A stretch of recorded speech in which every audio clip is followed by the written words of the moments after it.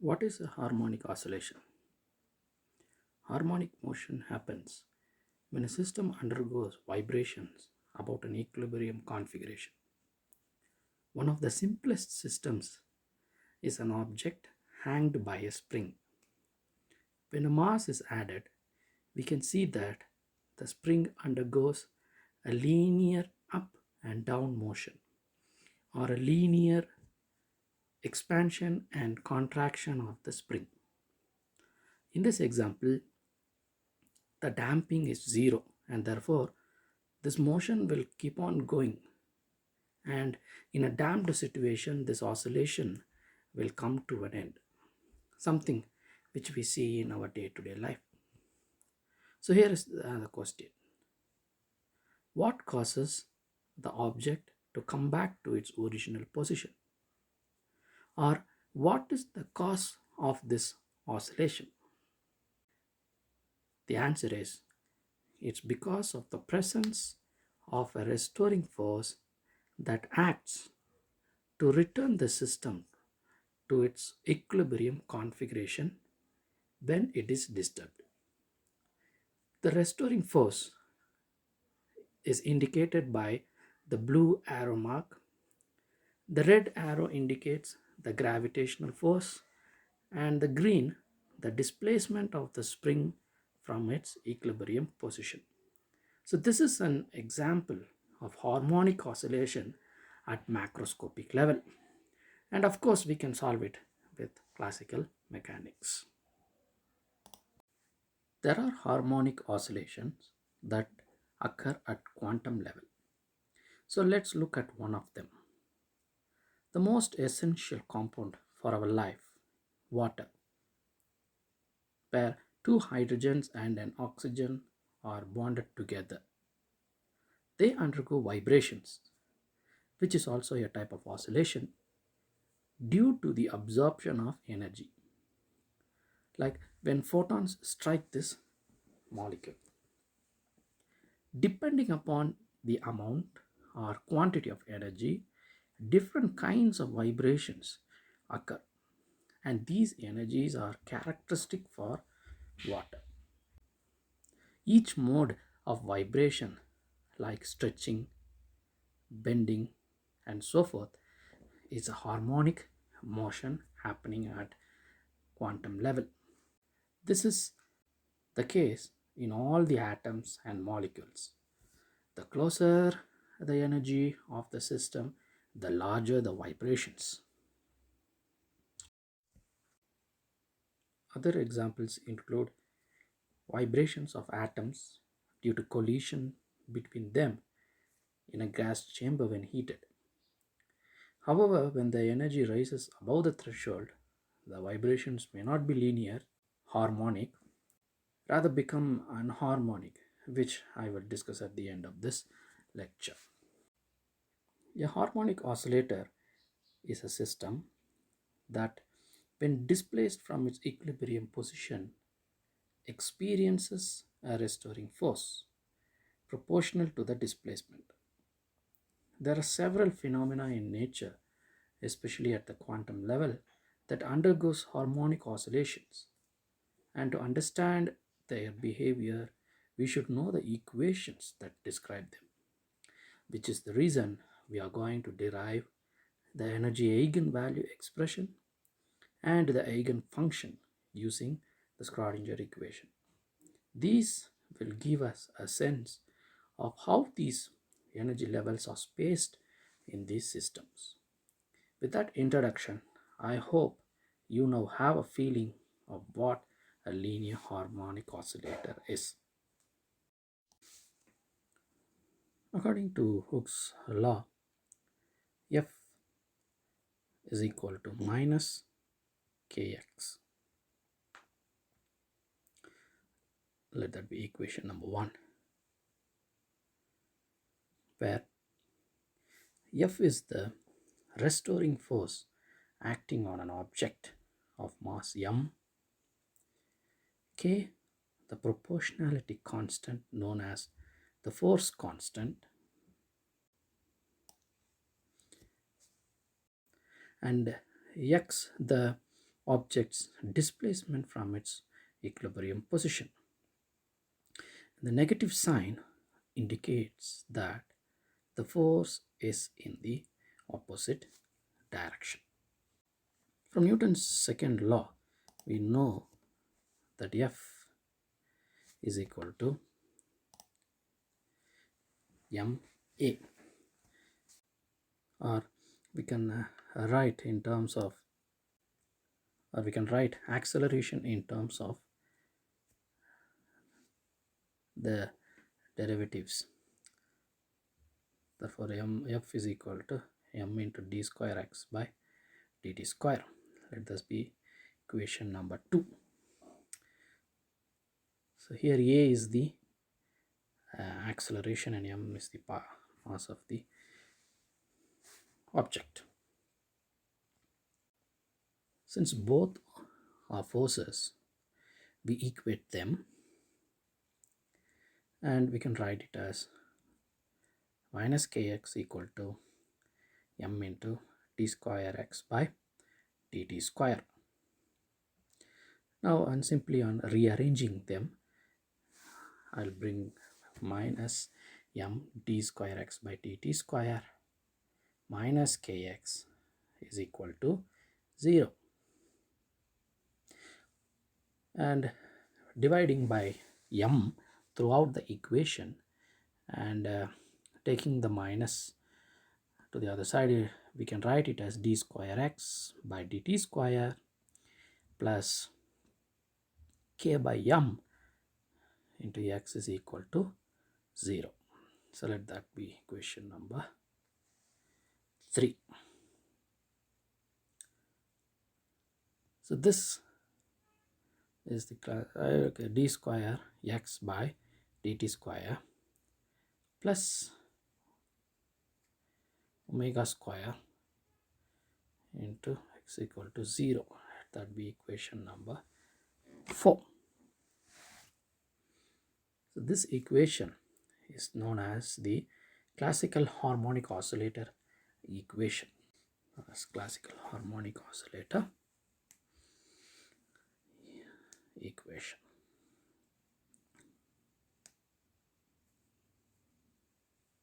Where omega is equal to root of k by m. Omega is equal to root of k by m. Let that be equation number 5. A general solution for this equation can be, so there are several solutions. One is x is equal to a cos omega t plus phi,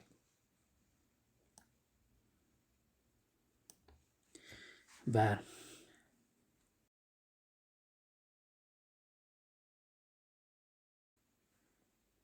a is the amplitude, t is the time, omega the frequency, and both combined together, that is omega and t combined together, give the oscillation, and phi gives the phase information. Now, how did we arrive at such a solution?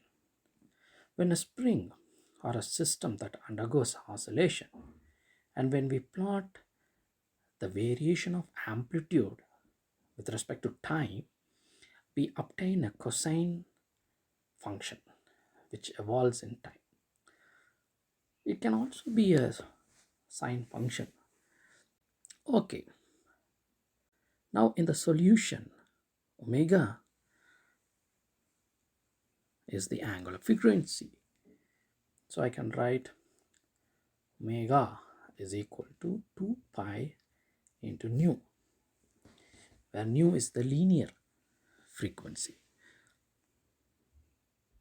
And let that be equation number 7.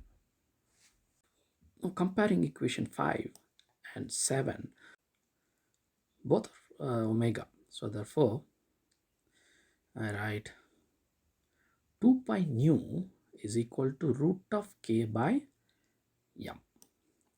And by rearranging, by moving 2 pi to the other side, we get nu is equal to 1 by 2 pi into root of k by m.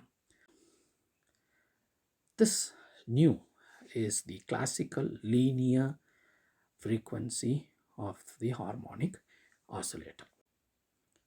What is the source of the potential energy in a harmonic oscillator?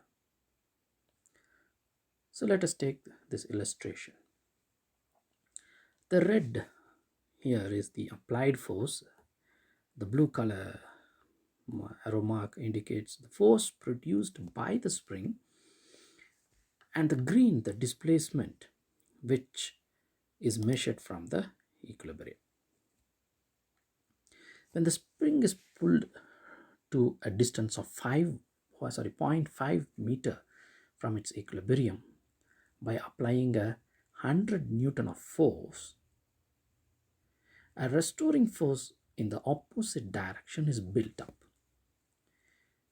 And when it is pushed to a similar displacement, again a restoring force is built up in the opposite direction, which we call the restoring force. And this acts as the source of the potential energy. Therefore, the potential energy function V of x due to a Hooke's law force can be found by calculating the work, which is nothing but force into displacement. So the work needed to bring the spring from x equal to 0 to x equal to x against such a force, that is the PE V of x is equal to minus integral 0 to x f of x dx,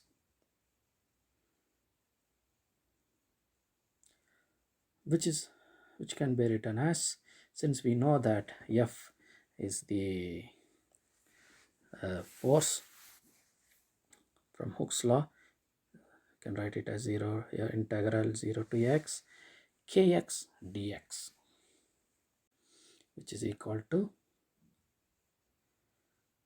by integrating this, you can take x as a constant outside, and when you integrate x with respect to dx, you will get x square by 2, and the limit goes from 0 to x. And now when you apply the limit, we will get half k into x square, which is V of x. So let this be equation number 9.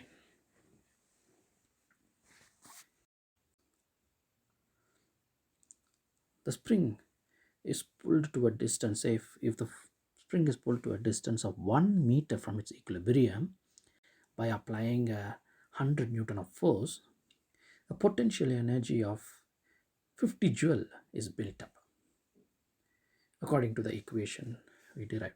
And if we push the string in the opposite direction of a similar displacement, a similar potential is built up. So based on the equation 9, we see that the curve, the potential energy traces, is a parabola. Therefore, the potential energy of a harmonic oscillator is proportional to x square, where x is the displacement from the equilibrium position. The amplitude A of the motion is determined by the total energy E of the oscillator, which classically can have any value. That is, when x is equal to 0, E will be 0. The energy of the system will be 0. And when x equal to, say, 1 or x equal to 2, and it takes on any values.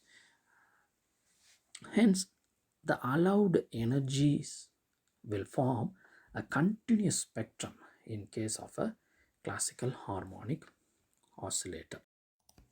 Now we are going to develop the quantum harmonic oscillator model by using the Schrodinger equation and incorporating the potential energy of the harmonic oscillator that we derived just now in it. Finally, solve them to obtain the energy eigenvalues and the energy eigenfunctions and see how it compares with the harmonic oscillator. So hereafter it's no longer the spring but a particle that is undergoing a harmonic oscillation in a parabolic potential well. Okay, first let me write the Schrodinger equation for a particle traveling in one dimension. That is d square psi by dx square plus 2m by h cross square into E, that is the total energy minus the potential energy into psi of x is equal to 0. So let this be equation number 10. Remember, there are different ways of writing Schrodinger equation and I'm going to use this particular format. Now by substituting the potential energy into this equation, we can write d square psi by dx square plus 2m by h cross square into E minus half kx square into psi of x is equal to 0. So this is the Schrodinger equation. Let this be equation number 11. This equation is can be taken as the Schrodinger equation for harmonic oscillator, and that is done by simply incorporating the potential energy of the harmonic oscillator in the classical case. To simplify equation 11, a dimensionless quantity is introduced as follows. So I'm going to write y equal to gamma x, and where x is equal to y by gamma. So let that be equation 12 and this be equation number 13. Now taking the reciprocal, I can write 1 by x is equal to gamma into 1 by y. Now I'm going to differentiate the above equation and write it as d psi by dx is equal to gamma into d psi by dy. Now using chain rule, I can further differentiate it and write it as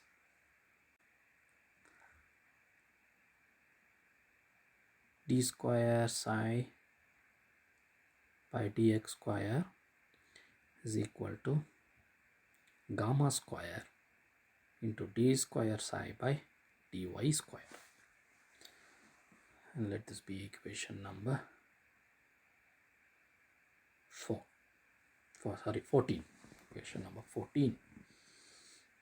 So now substituting the values of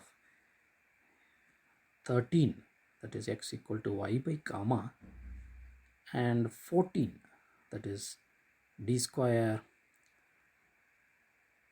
psi by dx square equal to gamma x square in equation 11. Okay, in place of those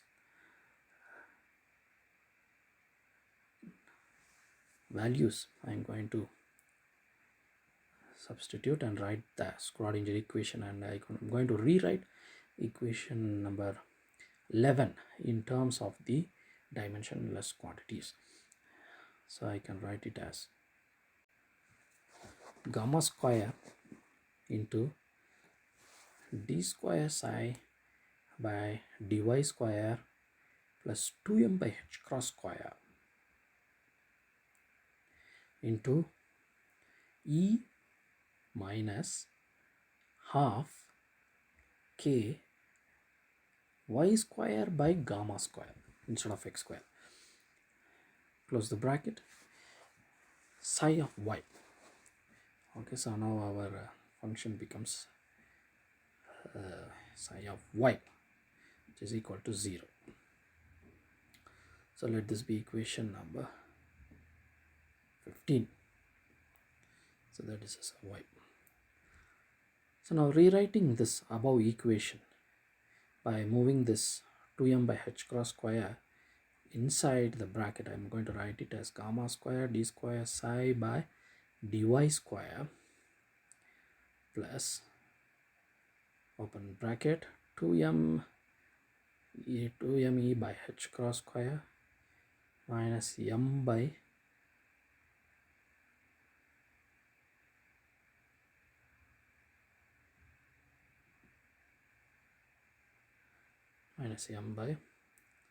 rmk by h cross square into y square by gamma square. So put them within the bracket into psi of y is equal to 0. So let this be equation number 16. Now dividing the entire equation 16 by gamma square, we get d square psi by dy square plus 2me by h cross square into gamma square minus mk by h cross square into y square by gamma to the power 4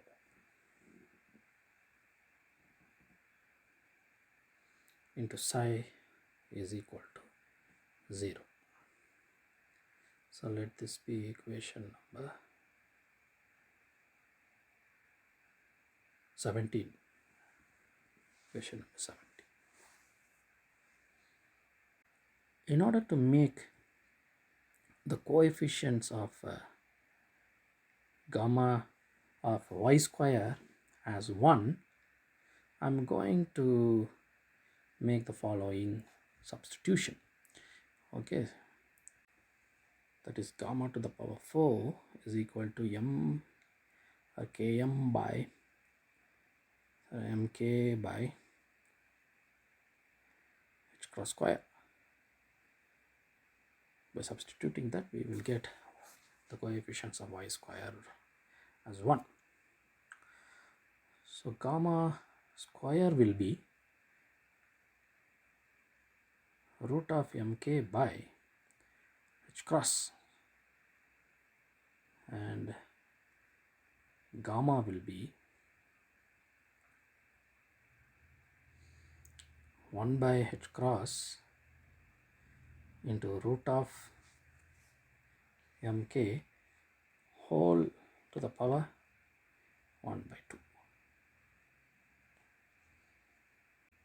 Now using the value of gamma in equation number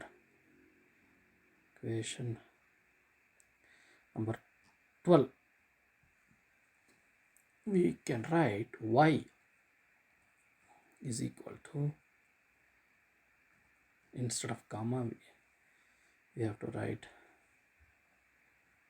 what we obtained the previous equation, that is 1 by h cross into root of mk whole power 1 by 2 into x, and let that be equation number 18.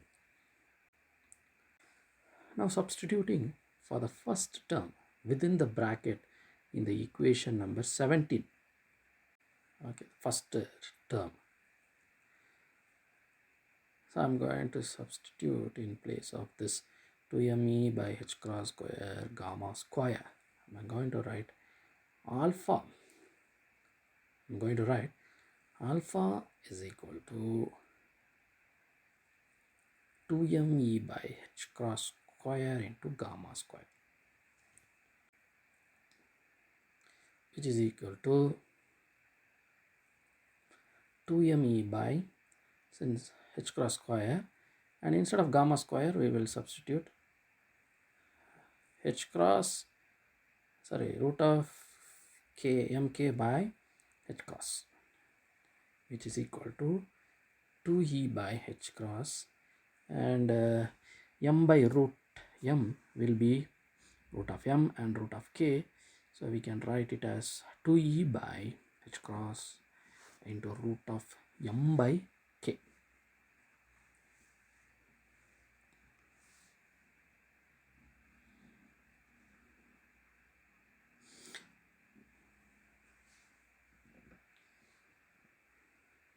Since we know that h cross is equal to h by 2 pi, and from equation number 8 where we have written the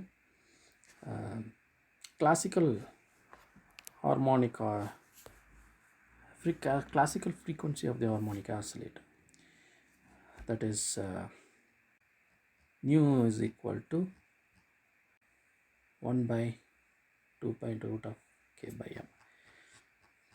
So I'm going to write, instead of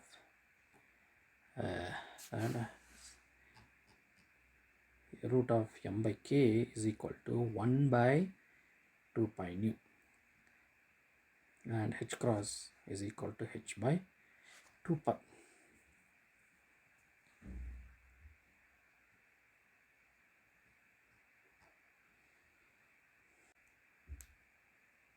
So now using these values I can write alpha is equal to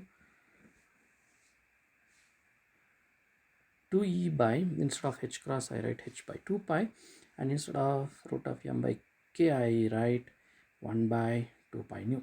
So 2 pi and 2 pi will get cancelled, and finally we will have alpha. What we will have is alpha equal to 2e by h nu. And since both are energy, h nu is energy and E is energy, alpha is a dimensionless quantity. Similarly, the y is also a dimensionless quantity. Now I won't be using this particular equation 19 now, but sometime later. Okay, whereas at present I will be using alpha is equal to 2me by h cross square gamma square, the first equation that I wrote, and gamma to the power 4 equal to km by h cross square. I'll be using these two and substituting it in equation number 17. Okay, so in equation 17 we write d square psi by dy square plus, instead of that I'll write alpha, and instead of this gamma, when I substitute for gamma I'll get y square. So alpha minus y square into psi is equal to 0. So that is equation number 20. And to solve this, we will we'll take a Gaussian type of solution. Usually it takes your Gaussian curve will be something like that. So I will take equation which describes this type, and we will use that to solve this equation. So let us take a Gaussian type solution of the form psi is equal to, say, f of y into e power minus y square by 2. Let this be equation number 21. Okay, so now let us differentiate this with respect to y, so that d psi by dy. So this is a product rule. So you have two entities, f of y and e power minus y square by 2. So differentiating that to the product, we will get something like, first when you differentiate df of df by, I simply write it, and keeping e power minus y square by 2 as it is, then plus keep f of y and differentiate e power minus y square by 2, you will get e power minus square by 2, and inside the power you have minus, so 2y by 2, so 2 will get cancelled, and what we will have is df by dy into e minus y square by 2, so minus is there, so minus f of y into e power, and there is also a y is there, so I'll put that y before, so y f of y e power minus square by 2. So let this be equation number 22. So this is d psi by dy. Now again differentiating this, I'm going to differentiate once more, that is d square psi by dy square. And if you ask me why I'm going to differentiate this again, I'm simply going to replace it. So if you look at equation 20, I have d square psi by dy square. So I'm going to replace this. I'm going to replace this with our Gaussian form. And this is psi, which we already have it in equation 21. We'll simply substitute that here. So we need this previous equation in order to do that. So what I will do is differentiate that. So you have a product rule here, then again you have another product rule there. So so first we'll do this. So d square f by dy square into e power minus y square by 2. That is quite simple. So I've kept this. Now I'm going to plus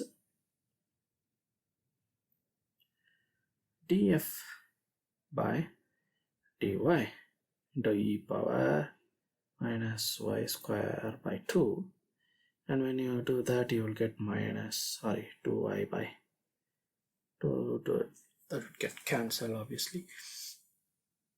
So that is with the first term. This term is over. Now we should do the next term. So remember, you have y f of y, then this. Okay, so there are 3 there, so we have to do one by one. So how am I going to do that is, so I'm going to keep this minus y, and I will first do df by dy and keep other things. So e power minus square by 2. So minus, so I'm going to do the next one, d. I'm going to keep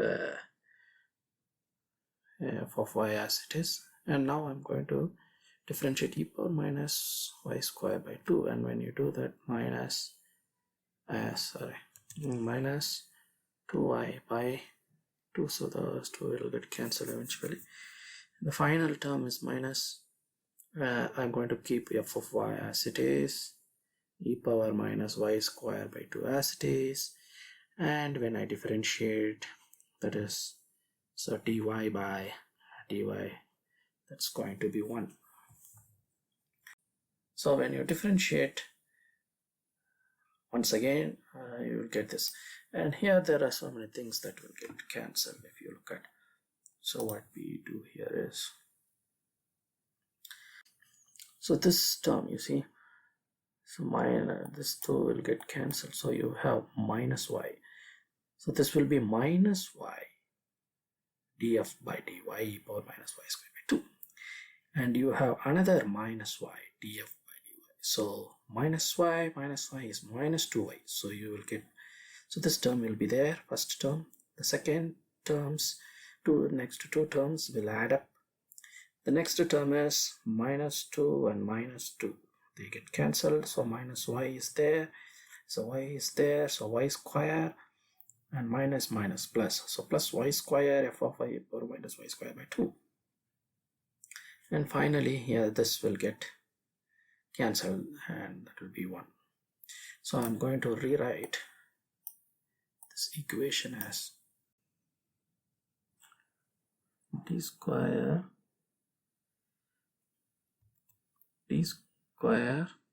psi by dy square is equal to d square f by dy square minus 2y df by dy plus y square f of y minus f of y. And if you see in all the terms e square e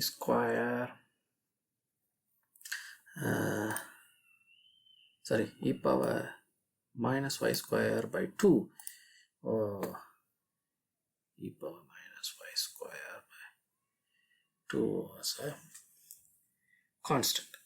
So therefore, I'm going to rewrite this equation as d square psi divided by y square plus d square psi by dy square is equal to d square f by dy square minus 2y into df by dy plus y square minus y into f of y into e square power minus y square by 2. So let this be equation number 23. So now I have d square psi by dy square and psi. So now I will substitute these two terms in equation number 20. So I'm going to substitute that. The first term is d square f by dy square minus 2y df by dy plus y square minus 1 into f of y into e power minus y square by 2. Then plus the second term is alpha minus y square into f of y into e power minus is equal to 0. So when you take these two to the other side, it will become 0. So the remaining terms are d square f divided by dy square minus 2y into df by dy plus, I write this like this, y square f of y, so this y should have minus f of y, and see here I write it as plus alpha f of y minus y square f of y. This is equal to 0. So if you look at plus f of y square and minus f of y square will get cancelled, and what we will have as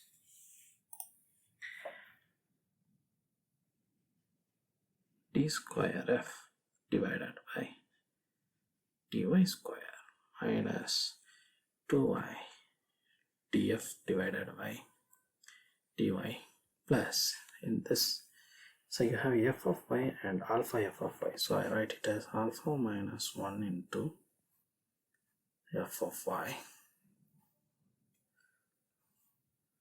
as equation 0.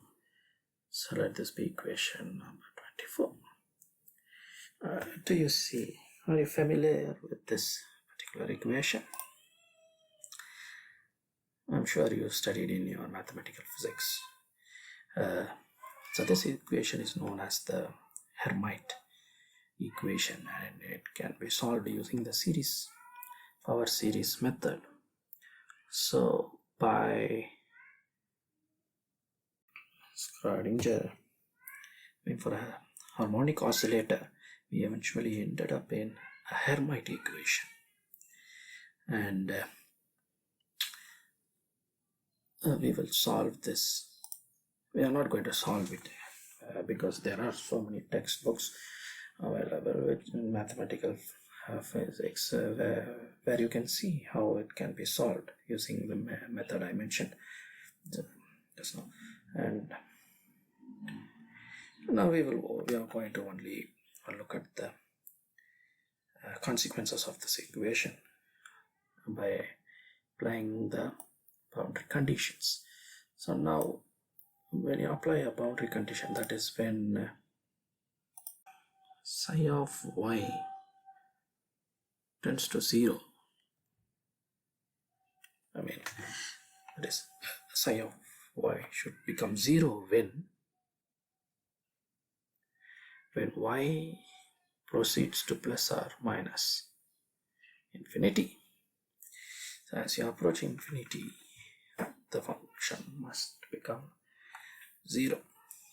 Now this particular condition exists only when alpha, this alpha takes values like alpha as 2n plus 1, where n is 0, 1, okay, 2, like that it goes on.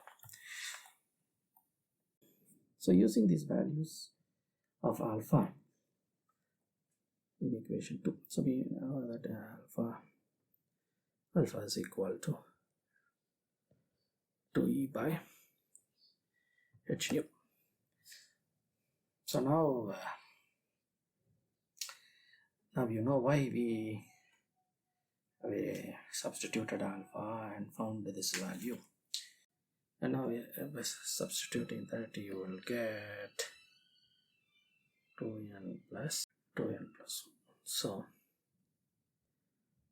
moving the terms to the other side, you will get e is equal to h nu by 2 into 2n plus 1. And we can write this as e is equal to, taking this 2 inside, you will get n plus half into h nu, and taking this as e, and by taking this as e, so where n can take values like 0, 1, 2, etc. So this equation gives you the energy values.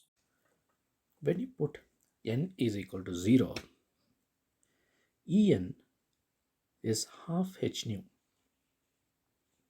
and when you put n is equal to 1, En is 3 by 2 h nu, and it goes on. So what we see here is the energy of the quantum harmonic oscillator cannot take any values, unlike the classical harmonic oscillator, but only a discrete set of values. Thus, the energy of a harmonic oscillator is quantized in steps of h nu, with the classical frequency of oscillation nu, which is given in equation number 8. It is interesting to find when n is equal to 0, E is not 0, but we get E as half h nu, which is the lowest value of energy the oscillator can possess. This value is called the 0 point energy because a harmonic oscillator in equilibrium with its surroundings would approach an energy of E is equal to E naught and not E is equal to 0 even as the temperature approaches 0 Kelvin. Now this is not in accordance with the classical theory where the total energy of the particle is proportional to x square and can have any values since Ix is arbitrary. Another feature of the energy levels of harmonic oscillator is the equal spacing of the energy levels. In case of a square well potential, we can see that the lower energy levels are closely spaced when compared to the higher energy levels. And in case of a Coulomb potential like hydrogen atom, the lower energy levels are very broadly spaced. And as we move towards the higher levels, the spacings become narrow. So therefore, we can see how the spacings of the energy levels of quantum or harmonic oscillator is constant when compared with the other potential. Okay, now let's move on to find the shape of the probability function. We can show that the wave functions that are physically acceptable and satisfy equation 24 are given by the eigenfunctions of harmonic oscillator. Psi n of y is equal to n hn of y exponential minus y square by 2. The equation number 26 where n is a normalization constant and hn are the nth order polynomials called Hermite polynomials, which is given by hn of y is equal to minus 1 to the power n e power y square d power n by dy power n into e power minus y square. The equation number 27. Now each wave function consists of a polynomial hn of y. The exponential factor e power minus y squared by 2 and a numerical coefficient which is needed for psi n to meet the normalization constant. Now we know the normalizing condition, that is integral psi to minus infinity to infinity modulus of psi n squared dy should be equal to 1. Now when we do that, the normalized general formula for the nth wave function is something like this: psi n of y 2m nu by h cross to the power 1 by 4 into 2 to the power n factorial whole power minus 1 by 2 hn of y exponential minus y square by 2.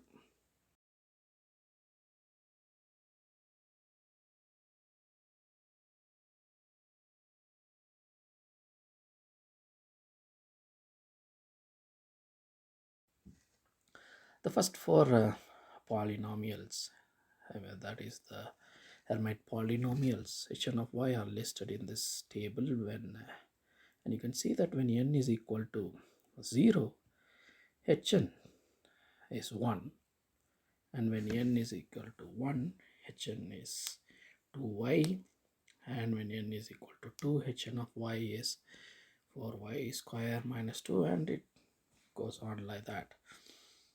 The total energy here is displayed in green colored lines, and when I choose a particular level, it turns red and the corresponding wave function is displayed below. So when n is equal to 0, the least level, the wave function what you see is a simple Gaussian type. And when n is equal to 1, it is like a sine wave.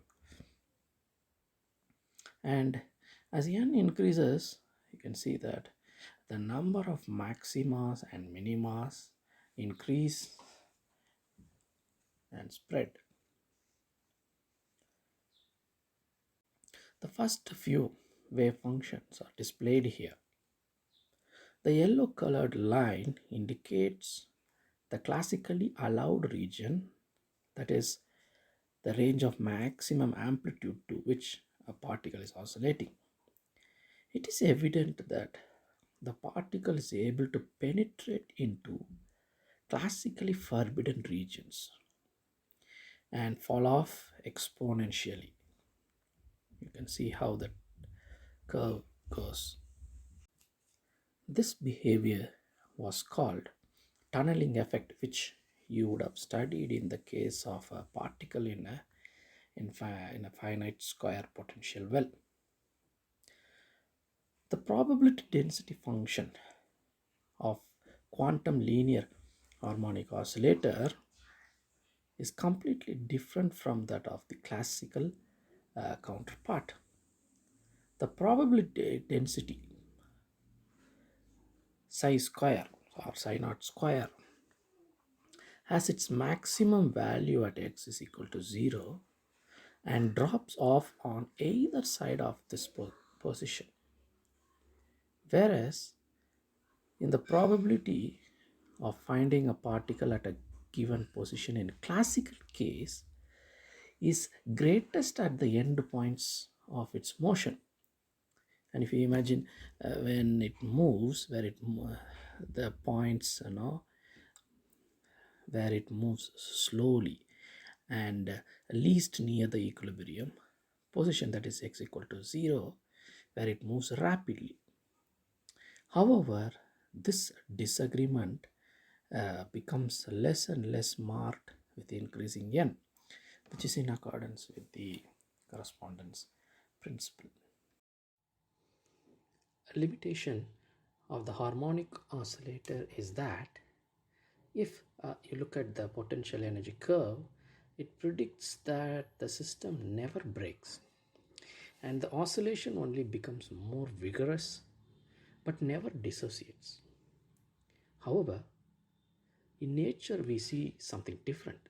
For example, molecules like hydrogen chloride or carbon dioxide break into different atoms during a chemical reaction or upon excitation. Nuclei undergo fission, creation of ions, so on and so forth. So this is what I mentioned as nonlinear behavior in the introduction. And this oscillator is called linear because of the linear relationship between potential energy and the oscillation. Despite this limitation, the harmonic oscillator serves as a fundamental model based on which other models can be easily extended.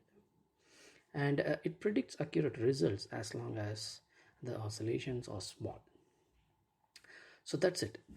We have developed the equations that govern the linear harmonic oscillator. And finally, let me summarize some of the important features of the quantum linear harmonic oscillator. So the first thing is, as a consequence of quantum theory, here the energy levels are discrete and the spacing between the energy levels are constant, or the energy levels are evenly spaced. Unlike the classical harmonic oscillator, the lowest energy of the quantum harmonic oscillator is not zero, that is the existence of the 0-point energy.